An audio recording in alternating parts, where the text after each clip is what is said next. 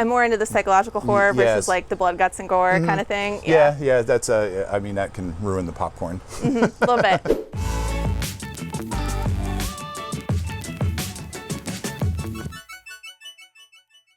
Hello and welcome to See You Live. I'm Susan Post, Associate Editor of Columbus Underground, and I have with me today Bucky Cutright, who is the founder and co-owner of Columbus Ghost Tours. Bucky, thanks for joining us today. Hi, thanks Susan. Thanks for having me. Absolutely. So as with all things, Halloween is going to look a little bit different this year. Doesn't mean there isn't some COVID-safe Halloween fun activities to be had. So first, Bucky, Columbus Ghost Tours, you're at least partially back in action. Yes. So tell us more about the tours that are available and how you're keeping folks safe. Okay, well, what we're doing is a series of open-air, socially distanced walking tours.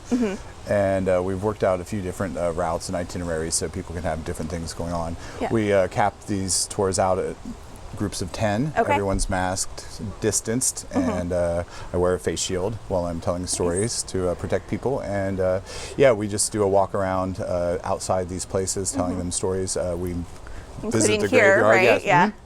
We're in Green Lawn Cemetery right now. Yes. Because bus travel is not really possible right now, I arranged to take people on a virtual tour of Columbus by visiting the grave sites of people who are said to haunt various locations. Okay. So we sort of wander through here and tell their stories graveside. Great. So what are some other fun Halloween activities going on this year? Well, there's a lot, there's Boo at the Zoo. Franklin Park Conservatory has a Pumpkins Aglow event. I think Ohio Village is doing a Halloween party that's outdoors and socially distanced.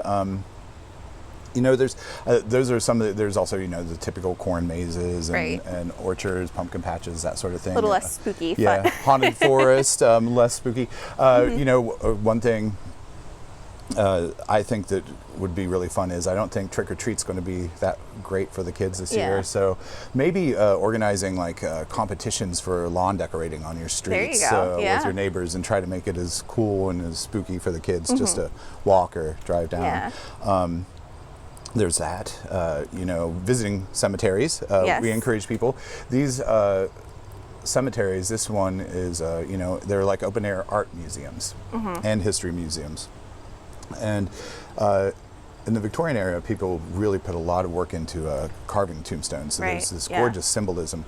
And to make exploring cemeteries a little more fun and give you some purpose, we've created these graveyard bingo place cards. So you can download those on columbusghosttours.com. And because so many people have been adversely affected by COVID financially, I imagine that it's going to be a difficult winter holidays for a lot of children. So we're asking for $5 a piece for these to download them, and it all goes towards Toys for Tots. Oh, that's great. What a neat way to tie that together. Yeah, so there's a few different ones available there. But there's that, bobbing for apples, I would say, is out this year. Probably not a good idea this year.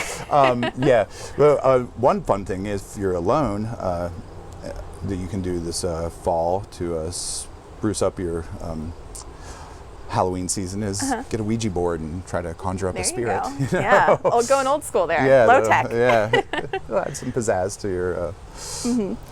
Well, I mean, ultimately, you can also stay at home, eat popcorn, eat Halloween candy, and watch some scary movies. Exactly. So what are some of your favorite scary movies, or what do you recommend to people? I think the Insidious franchise is a pretty scary ghost. Too much for me. Yes.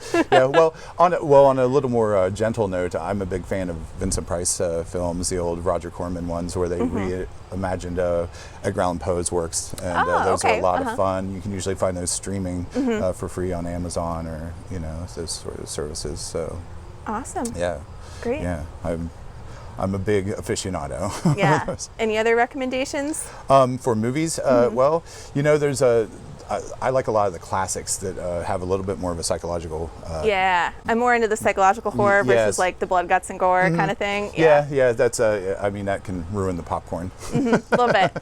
But there's the classics like The Haunting, the 1960s version that went on to inspire the popular Netflix Haunting of Hill House and that sort of thing. So yeah, so there's going back to basics like that and watching those old black and white movies with the curtains drawn, a glass of your favorite beverage in your hand there you on go. a cold autumn night is a good way to spend it. Sounds great. Yeah. Well, thanks so much for providing some recommendations. You're Let welcome. us know what your fun holiday plans are in the comments. And also, if you want to see more videos like this, be sure to subscribe to our channel for new updates. So thank you so much. Thank you, Susan.